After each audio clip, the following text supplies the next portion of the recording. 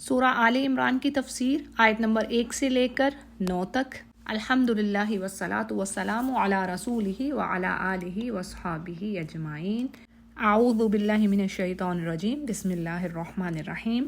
سورہ آل عمران مدنی سورہ ہے اور مختلف اوقات میں ہجرت کے بعد، یعنی نبی کریم صلی اللہ علیہ وسلم کی مائیگریشن کے بعد یہ سورہ نازل ہوئی، سورہ آل عمران۔ اور سورۃ البقرہ میں ہم نے ڈیٹیل پڑھی بنی اسرائیل کے بارے میں، ٹھیک ہے، یعنی جیوز کے بارے میں آپ کو ڈیٹیل ملتی ہے کہ کس طرح اللہ سبحانہ تعالیٰ نے انہیں فرعون سے نجات دی اور انہیں سارے جہاں پر پریفر کیا۔ اللہ فرماتے ہیں نا، یا بنی اسرائیل اذکروا نعمتی التی انعمت علیکم وانی فضلتکم، یعنی سپر پاور آپ کہہ لیں کہ اللہ نے ان کو وہ بنا دیا، تمام جہان والوں پر اللہ نے ان کو فوقیت دی، اللہ نے انہیں چوز کیا۔ کیا وجہ تھی؟ یعنی قرآن کا ایک حصہ دوسرے حصے کی تفسیر کر رہا ہے، بیسٹ تفسیر قرآن خود ہی دے رہا ہے، اور یہ قرآن کریم خود ہی کہہ رہا ہے۔ سورۃ الفرقان میں اللہ فرماتے ہیں وَلَا يَأْتُونَكَ بِمَثَلٍ إِلَّا جِئْنَاكَ بِالْحَقِّ وَأَحْسَنَ تَفْسِيرًا، آیت نمبر 33۔ یعنی اے نبی، ہم آپ کے پاس بیسٹ تفسیر آپ کو دے رہے ہیں، قرآن کا ایک حصہ دوسرے حصے کو خود ہی ایکسپلین کر رہا ہوتا ہے۔ جیسے سورۃ القصص میں ہم ان کی ڈیٹیل پڑھتے ہیں کہ فرعون نے ان پر ظلم ڈھا رکھا تھا، ان کی بیٹیوں کو زندہ چھوڑتا، ان کے بیٹوں کو قتل کرتا، اور اللہ فرماتے ہیں یہ بہت بڑی بلا تھی، یعنی بہت بڑا ٹیسٹ تھا ان کے لیے۔ اور کیا تھا کہ سورۃ القصص میں اللہ فرماتے ہیں کہ اللہ نے پھر ارادہ کیا کہ سب سے جو کمزور قوم ہو چکی ہے، اب اس کو ہم طاقت دیں اور اس کو اٹھائیں۔ اور اسی چیز کو سورہ السجدہ میں کیسے اللہ فرماتے ہیں کہ وَجَعَلْنَا مِنْهُمْ أَئِمَّةً يَهْدُونَ بِأَمْرِنَا لَمَّا صَبَرُوا، یعنی ان کے صبر کرنے اور اللہ کی آیات پر یقین رکھنے کی وجہ سے اللہ نے ان کو دینی امامت، یعنی وہ ریلیجن جس کو فالو کیا جانا چاہیے تھا، اس وقت ان کو اس چیز پر فائز کیا اللہ نے، یعنی دین کا امام بنایا، لیڈرشپ دی انہیں۔ لیکن جب اس کے برعکس کام شروع ہوئے تو اللہ تعالیٰ نے پھر وہ عہدہ جو تھا، آپ کہہ لیں کہ وہ جو پوزیشن دی تھی ان کو، وہ سب واپس لی۔ اور نہ صرف کہ واپس لی، بلکہ کیا آتا ہے سورہ فاتحہ میں ہم پڑھتے ہیں نا، ہم ضالین اور مغضوب، ٹھیک ہے نا۔ ضالین سے مراد کون سے لوگ ہیں؟ جو گمراہ ہو گئے، سیدھے راستے سے بھٹک گئے، ڈسٹریکٹ ہو گئے، اور مغضوب جن پر غضب ہو گیا، اللہ نے لعنت کر دی، تو اس سے مراد یہ جیوز ہی ہیں، ٹھیک ہے جی۔ اب سورہ آل عمران میں کیا ہے، ہمیں ڈیٹیل ملے گی عیسائیوں کے بارے میں، نصارہ کے بارے میں، اور ان دونوں صورتوں کے بارے میں جو ان کی قرت ہے اس کے بارے میں آتا ہے نا کہ رسول کریم صلی اللہ علیہ وسلم نے فرمایا کہ یہ دونوں صورتیں شفاعت کریں گی قیامت کے دن اپنے پڑھنے والوں کے لیے، ٹھیک ہے۔ یہ بڑی اہم صورتیں ہیں، یعنی ایک میں ایک اہل کتاب کے بارے میں ہمیں وضاحت مل رہی ہے، اور دوسرے سورہ میں ہمیں دوسرے اہل کتاب کے بارے میں وضاحت مل رہی ہے۔ اچھا جی، شروع کرتے ہیں۔ آل عمران یہ نام کہاں سے لیا گیا ہے اس سورہ کا؟ تو اس میں آگے چل کر ہم ان 4 لوگوں کے بارے میں پڑھیں گے جن کے بارے میں اللہ یہ فرماتا ہے کہ ان کو میں نے چوز کیا تمام جہان پر، پوری ورلڈ پر، ٹھیک ہے، ان کو اور ان کی نسلوں کو، ٹھیک ہے۔ جیسے اللہ فرماتا ہے ان اللہ اصطفیٰ آدم و نوح و آل ابراہیم و آل عمران، یعنی یہ 4 برگزیدہ بندے اور ان کی نسلوں کو اللہ نے تمام جہان والوں پر چوز کیا۔ چوز کیا مطلب ہے کہ اللہ نے ان میں انبیاء بھیجے، ان میں نیک لوگ بھیجے، صالحین بھیجے، لیڈر بھیجے، یعنی یہ بہترین 4 لوگ تھے، اور ان کی آگے پھر ان کی جو ذریہ ہے ان میں سے بھی نیک لوگ نکلے۔ مگر یاد رکھیے گا، سب کے سب نیک لوگ نہیں، یہ کئی جگہوں پر قرآن کریم میں اللہ نے فرما دیا ہے کہ نبیوں کی جو اولادیں تھیں ان میں سے بھی ظلم کرنے والے تھے اپنی جانوں پر بہت سارے۔ اسی طرح سورہ صافات کی آیات میں اللہ فرماتے ہیں وَبَارَكْنَا عَلَيْهِ وَعَلَىٰ إِسْحَاقَ، یعنی پیچھے بات چل رہی ہے ابراہیم علیہ السلام کے بارے میں کہ اللہ فرماتے ہیں میں نے ان کو برکت دی، ابراہیم علیہ السلام کو اور ان کے بیٹے کو، وَمِن ذُرِّيَّتِهِمَا، اور ان دونوں کی اولادوں میں نے برکت دی۔ اب ان میں کیا تھا؟ محسن وظالم لنفسہ مبین، یعنی ان کی اولادوں میں سے محسن احسان کرنے والے بھی تھے، متقی نیک لوگ بھی تھے، لیکن اپنی جانوں پر ظلم کرنے والے بھی تھے، ٹھیک ہے جی۔ تو اس سورہ کا نام اس برگزیدہ بندے کے نام پر رکھا گیا۔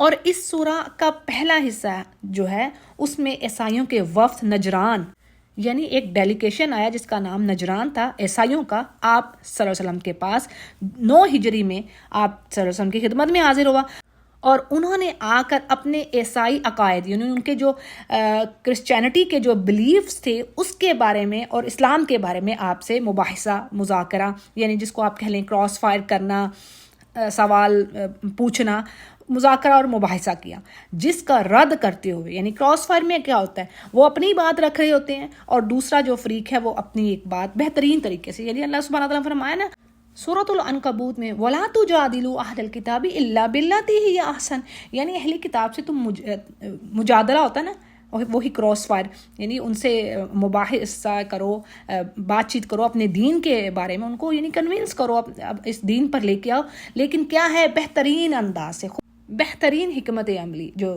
زبردست اسٹریٹجی ہے وہ آپ لگائیں، یوز کریں ان کو کنونس کرنے کے لیے۔ تو جی پہلی آیت کو دیکھتے ہیں، الف لام میم حروف المقطعات ہیں۔ دوسری آیت کو دیکھتے ہیں، اللہ لا الہ الا هو الحی القیوم، یعنی اللہ کے سوا کوئی الہ نہیں اور وہ حی اور قیوم ہے۔ الحی ہمیشہ زندہ رہنے والا، یعنی جس کو فنا نہیں ہے، جیسے اللہ سبحانہ تعالیٰ فرماتے ہیں قرآن کریم میں کئی جگہوں پر بات آئی، یعنی کل شیء ہالک الا وجہہ لہ الحکم والیہ ترجعون، سورۃ القصص کی آخری آیت کا یہ حصہ ہے، یعنی ہر چیز فنا ہو جانے والی ہے، ہالکن، کوئی چیز زمین پر نہیں بچے گی سوائے اللہ کے چہرے کی۔ اور اسی طرح فرشتوں کے بارے میں بھی آتا ہے کہ ہر فرشتے کو موت آئے گی، یہاں تک کہ جبریل علیہ السلام کو، یہ بات ہمیں احادیث سے پتہ چلتی ہے۔ تو جی حیون ہمیشہ زندہ رہنے والا، قیوم ساری کائنات کو تھامنے والا، گارڈ اس کا، محافظ، نگران، اور ساری کائنات یعنی تمام کی تمام یہ جو یونیورس ہے وہ اس کی محتاج ہے، وہ کسی کا محتاج نہیں، یعنی اس کائنات کو اس کی ضرورت ہے۔ جیسے بڑی ہی خوبصورت بات آتی ہے، اللہ فرماتے ہیں یا ایھا الناس انتم الفقراء الی اللہ، تم سب کے سب فقیر ہو، یعنی تمہیں اللہ کی حاجت ہے، اللہ کو تمہاری ضرورت نہیں ہے۔ یا ایھا الناس انتم الفقراء الی اللہ واللہ هو الغنی الحمید، سورہ فاطر میں اللہ فرمایا رہے ہیں آیت نمبر 15، یعنی وہ تو غنی ہے اور اس کی وہ تو ہے ہی تعریف والا۔ اور اسی طرح قرآن کریم میں ایک اور جگہ پہ بات نہیں آتی، اللہ فرماتے کتنے فرشتے، یعنی کہ جو آسمان ہے وہ چرچرا رہا ہے، 4 انگل جگہ خالی نہیں ہے جہاں پر کوئی فرشتہ اللہ کی عبادت نہ کر رہا ہو۔ تو اللہ کے پاس تو عبادت کرنے والے بہت ہیں اور وہ تھکتے بھی نہیں ہیں، یہ بات بھی قرآن کریم میں اللہ فرما رہے ہیں۔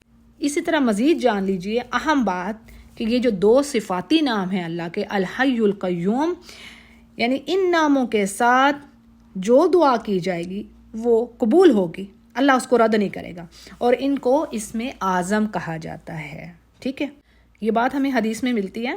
تو 3 آیتیں ہیں قرآن کریم میں جس میں اللہ کا اسم اعظم آیا ہے۔ الحی القیوم کیا ہے؟ اللہ کا اسم اعظم، اور اس کے ساتھ آپ جو بھی مانگیں گی انشاءاللہ رد نہیں ہوتا۔ اچھا جی، یہ 3 آیتیں کون کون سی ہیں؟ ایک تو یہ سورہ آل عمران کی آیت ہوگی، ٹھیک ہے جی، اور ایک سورۃ البقرہ میں ہم اللہ لا الہ پڑھتے ہیں نا، عظیم آیت ہے آیت الکرسی، اس میں بھی حی القیوم کا نام آ گیا۔ تیسری جو سورہ ہے وہ ہے سورہ طٰہٰ، سورہ طٰہٰ کی آیت ہے وَعَنَتِ الْوُجُوهُ لِلْحَيِّ الْقَيُّومِ۔ تو یہ 3 آیتیں ہیں جس میں اللہ کا اسم اعظم آتا ہے۔ تو یہ حدیث سے ثابت ہے، ایسا نہیں کہ اسم اعظم نہیں ہے، کچھ لوگ اس میں بات کرتے نہیں ہے بالکل چیز ایسی ہے، ٹھیک ہے جی۔ آگے چلتے ہیں، نزل علیک الکتاب بالحق، یعنی جس نے آپ پر اے نبی حق کے ساتھ اس کتاب کو نازل فرمایا، اور جو اپنے سے پہلے کی کتابوں کو تصدیق کرنے والی ہے، یعنی وہ تصدیق کرتی کہ ہاں جو مجھ سے پہلے کتابیں آئی ہیں وہ بھی اللہ نے ہی اتاری ہیں، ان میں جو سچائیاں، جو پیشین گوئیاں، جو یعنی پروفیسیز جو کی گئی ہیں وہ بھی اللہ ہی کی طرف سے ہیں۔ جیسے سورہ صف کی آیت نمبر 6 میں پڑھتے ہیں نا کہ عیسیٰ علیہ السلام بنی اسرائیل سے کہتے ہیں کہ یا بنی اسرائیل انی رسول اللہ علیکم مصدقا لما بین یدی من التوراۃ ومبشرا برسول، یعنی وہ کہتے ہیں کہ میں تمہاری طرف رسول بنا کر بھیجا گیا ہوں اور میں تصدیق کر رہا ہوں جو تمہارے پاس ہے تورات کی، اور میں بشارت دے رہا ہوں، گڈ نیوز دے رہا ہوں، میرے بعد ایک رسول آئے گا یاتی من بعد اسمہ احمد، یہاں پر نام احمد آیا ہے سورہ صف میں نبی کریم صلی اللہ علیہ وسلم کا، ٹھیک ہے، اور اس کا نام ہوگا احمد، میرے بعد ایک رسول آئے گا۔ تو جی کیا کہا جا رہا ہے کہ اللہ نے حق کے ساتھ اس کتاب کو اتارا ہے جو کہ تصدیق کرتی ہے پچھلی کتابوں کی، تورات کی، انجیل کی، من قبل ھدی للناس، یعنی اس سے پہلے لوگوں کو ہدایت دینے والی، اور قرآن بھی اسی نے اتارا، وانزل الفرقان، یعنی بات یہاں پر یہ آ رہی ہے کہ یہ جو تورات اور انجیل اپنے اپنے وقت میں، یعنی جب وہ صحیح حالت میں موجود تھیں تب تو وہ ہدایت تھیں اس وقت کے لوگوں کے لیے، جیسے سورۃ الاحقاف کی آیت نمبر 12 میں ہم دیکھتے ہیں، اور اس کے علاوہ بھی بات ہوئی ہے قرآن کریم میں کہیں اور بھی، تو یہاں پر ہم دیکھ لیتے ہیں سورۃ الاحقاف کی آیت نمبر 12 میں کہ اللہ فرما رہے ہیں وَمِن قَبْلِهِ کتاب موسیٰ اماما ورحمہ، ٹھیک ہے، جب آپ یہاں پر پڑھیں گی تو آپ کہیں گی اچھا یہ کیا بات ہے، یعنی یہاں پر اللہ کہہ رہے ہیں کہ بھی اس سے پہلے، یعنی بات سمجھنے کی یہ ہے کہ اس قرآن سے پہلے موسیٰ کی جو کتاب تھی نا، کتاب موسیٰ امام تھی، وہ لیڈر تھی، لیڈ کر رہی تھی، گائیڈ کر رہی تھی اور رحمت تھی. یہ سب کچھ تھا اس وجہ سے کیونکہ اس میں تبدیلیاں نہیں ہوئی تھیں. ٹھیک ہے، یہاں پر اب بات ہم روکیں گے. پھر اللہ کہتے ہیں وَهَذَا كِتَابٌ مُصَدِّقٌ لِسَانًا عَرَبِيًّا لِيُنذِرَ الَّذِينَ ظَلَمُوا وَبُشْرَىٰ لِلْمُحْسِنِينَ. یعنی آدھی بات کر کے آیت میں پھر اللہ کہتے ہیں اب یہ جو کتاب ہے نا، یہ قرآن کریم، یہ ہے سچائی بتلانے والا، یہ عربی زبان میں ہے اور ڈرانے والا ظالموں کو، اور گڈ نیوز ہے محسنین کے لیے. ٹھیک ہے، تو بات سمجھنے کی یہ ہے سمپل الفاظ میں کہ وہ کتابیں اس وقت تک ٹھیک تھیں جب تک کہ ان میں چینجز نہیں ہوئیں. اب ہم کہاں پڑھتے ہیں، خود ہی قرآن نے بتا دیا ہمیں. سورۃ البقرہ میں ہم نے پڑھا نا بار بار، فَوَيْلٌ لِّلَّذِينَ يَكْتُبُونَ الْكِتَابَ بِأَيْدِيهِمْ ثُمَّ يَقُولُونَ هَٰذَا مِنْ عِندِ اللَّهِ. یعنی تباہی ہے ان لوگوں پر جو اپنے ہاتھوں سے کتاب کو لکھتے ہیں اور پھر کہتے ہیں یہ تو اللہ کی طرف سے ہے. ٹھیک ہے، اس میں بھی آئے گا، سورہ آل عمران میں بھی آگے جا کے ہم پڑھیں گے. یعنی لوگوں کے آگے کتاب رکھتے ہیں اور کہتے ہیں یہ تو اللہ کی طرف سے ہے، جبکہ وہ اللہ کی طرف سے نہیں ہے. یہ ان کے یعنی عالم جو تھے یہ چینجز کر رہے تھے. اب کوئی کتاب اس روئے زمین پر حق بتانے والی نہیں ہے، یعنی سچائی کے ساتھ انسانوں کو لیڈ کرنے والی، سوائے قرآن کریم کے. اب صرف اللہ کا کلام قرآن کریم ہی صحیح حالت میں موجود ہے، اور اس کے بارے میں اللہ نے کہہ دیا ہے. سورۃ الحجر میں اللہ نے کہہ دیا تھا کہ اس کی حفاظت ہم خود ہی کرنے والے ہیں، کہ اللہ کو پتہ یہ باقی کام کیا ہوئے ہیں. تو بہرحال یہ میں بات کر رہی ہوں، تو اللہ نے خود ہی حفاظت اس کی کا ذمہ لیا. اچھا جی، آگے چلتے ہیں. فرقان کا ذرا مطلب سمجھ لیجئے. وہ انزل الفرقان، یہ بھی قرآن کریم کا نام ہے. ٹھیک ہے، فرقان کا مطلب فرق کر دینے والا. فرق کیا؟ حق بات، سچ بات اور جھوٹ میں. یعنی یہ بتا رہا ہے کہ یہ سچائی ہے بھائی اور یہ جھوٹ ہے. یعنی یہی کتاب صحیح ہے، یہی تمہارے رب کی طرف سے آئی ہے جو مالک ہے اس ساری کائنات کا، اور باقی کتابیں انسانوں کی لکھی ہوئی ہیں، ان میں تبدیلیاں ہو چکی ہیں. آگے اللہ فرما رہے ہیں بے شک وہ لوگ جنہوں نے کفر کیا اللہ کی آیات سے، لہم ان کے لیے عذاب ہے شدید، اور اللہ تعالیٰ عزیز ذو انتقام، غالب ہے اور بدلہ لینے والا ہے. اور آگے کہا جا رہا ہے کہ اللہ پر زمین و آسمان میں کوئی چیز ایسی نہیں جو چھپی ہوئی ہے، یعنی اللہ سے کوئی چیز پوشیدہ نہیں ہے.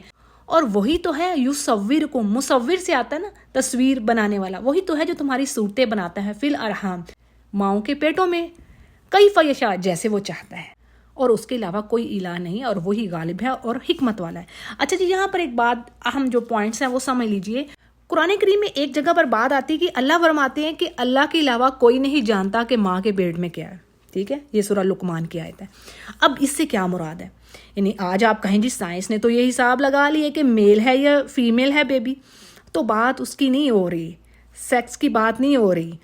اللہ یہ فرما رہے ہیں کسی کو نہیں معلوم کہ یہ جو میل یا فیمیل بیبی ہے وہ ہوگا کیسے، یعنی کیا وہ نیک بخت ہوگا، نیک ہوگا، صالح ہوگا، رائچس ہوگا، یا پھر ڈس بلیور ہوگا، بدبخت ہوگا. یہ اللہ جانتا ہے.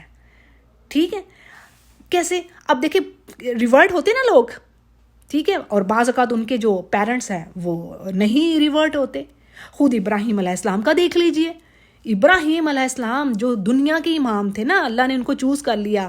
اللہ فرماتے نا قَالَ إِنِّي جَاعِلُكَ لِلنَّاسِ إِمَامًا، یعنی اے ابراہیم اب میں آپ کو دنیا کا امام بنانے لگا ہوں.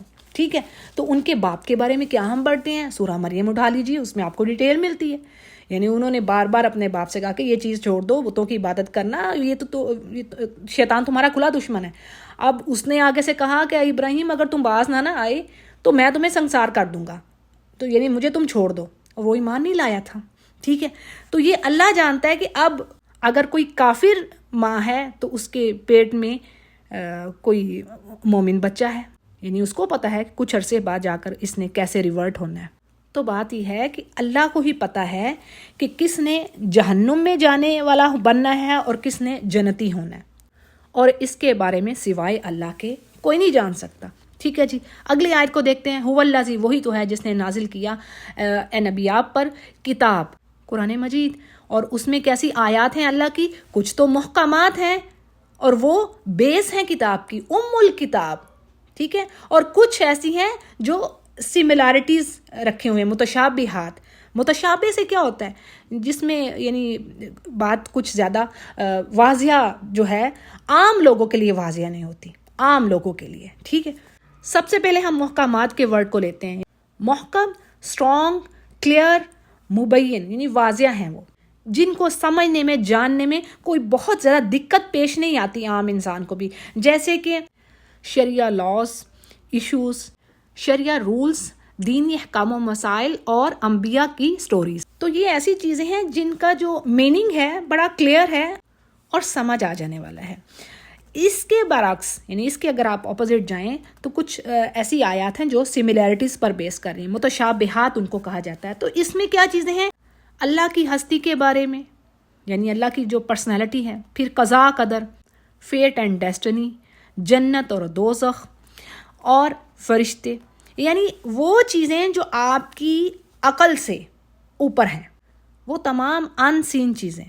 اب دیکھیں جنت دوزخ بھی ان سین ہے, ملائکہ بھی ان سین ہے, ہم نے نہیں دیکھا, اللہ کی ذات بھی ان سین ہے, اور اسی طرح انبیاء کو بھی ہم نے نہیں دیکھا.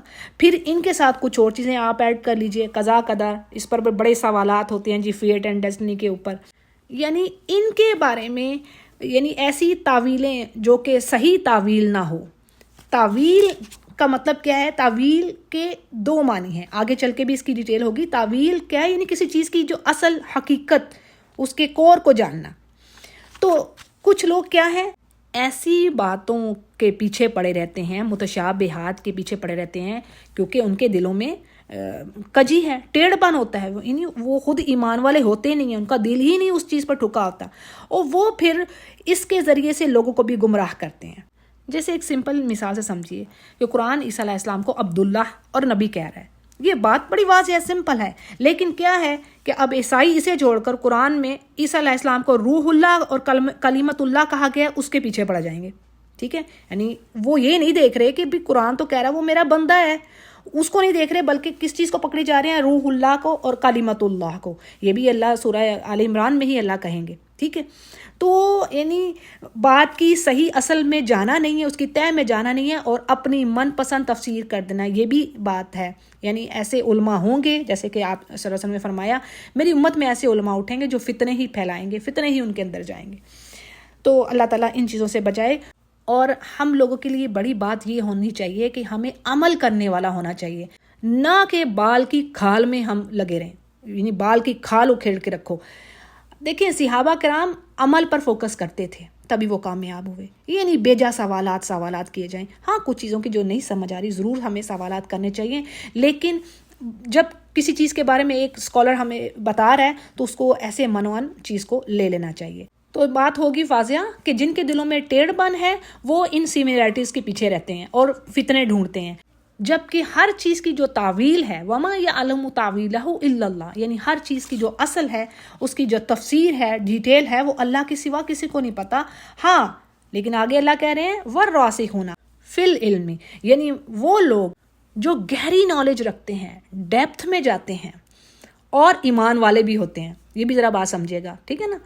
یعنی وہ کہتے ہیں کہ ہاں ہم ایمان لائے, پہلی چیز آمنا بھی, ہر چیز پر ہم ایمان لا رہے ہیں, ہر بات ہر چیز اسی کی طرف سے, کل من عند ربنا, اور نہیں نصیحت حاصل کرتے مگر عقل والے. دیکھیں یہی بات اسی طرح کی ہم نے سورۃ البقرہ میں نہیں پڑھی, وہاں پر کیا بات آتی, یاد کریں ذرا.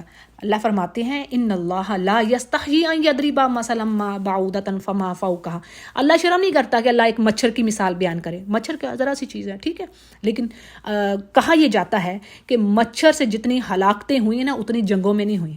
یعنی ایک ریسرچ میں بات آ رہی ہے, اللہ نوز بیٹر. تو اب کیا ہے کہ یعنی اللہ کہہ رہے ہیں کہ میں ایک مچھر کی مثال بیان کروں یا اس سے بھی کوئی چھوٹی بیان کر دوں, لیکن ہوتا کیا ہے, اللہ فرماتے ہیں جو تو ایمان والے ہیں نا, اما الذین آمنوا, وہ تو کہتے ہیں آمنا سمعنا و اطعنا, ٹھیک ہے, انہوں نے تو کہا ہم نے اللہ مان لیا, بس یہ تیری طرف سے ہی ہے. لیکن جن کے دلوں میں ٹیڑھ پن ہے, یعنی جس کے دل میں ڈاؤٹس ہیں, منافقت ہے, کیونکہ عمل نہیں نا اس کے پاس اور ایمان بھی نہیں, اب وہ کیا ہے, وہ کہے گا ماذا اراد اللہ بہذا مثلا, وہ کہے گا اس مثال سے بھلا اللہ کا کیا مقصد ہے.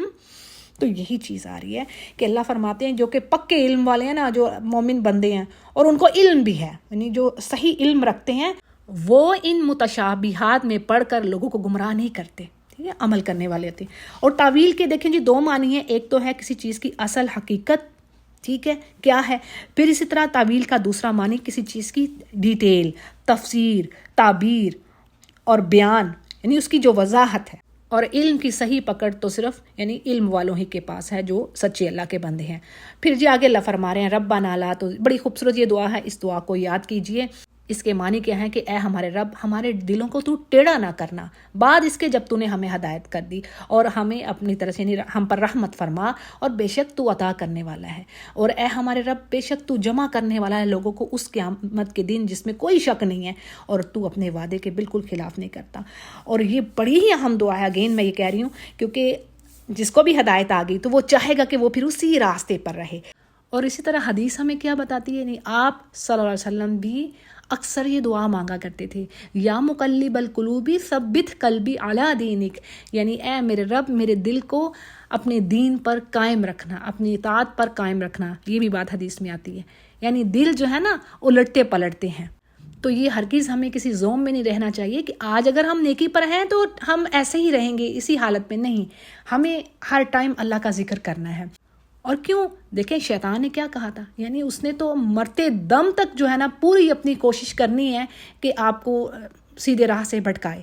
اس کا مشن ہی یہی ہے نا. سورۃ الاسراء میں کیا بات آتی ہے کہ اس نے اللہ سے کہا کہ اے اللہ، قال ارأیتک ھذا الذی کرمت علی، یعنی تو نے آدم کو مجھ پر فضیلت دی ہے اللہ، تو اب میں کیا ہے کہ لئن اخرتنی الی یوم القیامہ، یعنی تو مجھے تھوڑی سی چھوٹ دے دے، مہلت دے دے، تو میں کیا کروں گا، لأحتنکن ذریتہ الا قلیلا، میں اس کی ساری جو اولاد ہے نا اس کو گمراہ کر کے چھوڑوں گا مگر تھوڑے. یعنی اس کی کوشش یہی ہے کہ تمام انسانوں کو جہنم میں لے جائے، اور تھوڑے ہی ہوں گے اللہ کے بندے. یہ بات کئی جگہوں پر آئی ہے. تو بس کیا ہے کہ اس دعا کو لازمی پکڑیے، پڑھتے رہیے، اور اسی طرح وہ دعا جو میں نے ابھی پڑھی ہے اس کو بھی اکثر اپنی دعاؤں میں رکھیے. اسی طرح اس سورہ کی جو بگننگ میں آیت پڑھی ہے الحی القیوم جس میں آ رہا ہے، اس کو بھی پڑھا کریں جب آپ دعا مانگیں، کیونکہ ان الفاظ کے ساتھ مانگی گئی دعا اللہ ضرور قبول فرماتا ہے. ٹھیک ہے جی، تو امید ہے کہ بات آپ پر واضح ہو گئی ہوگی. ایک پیج کی تفسیر مکمل ہوئی. وآخر دعوانا ان الحمد للہ رب العالمین.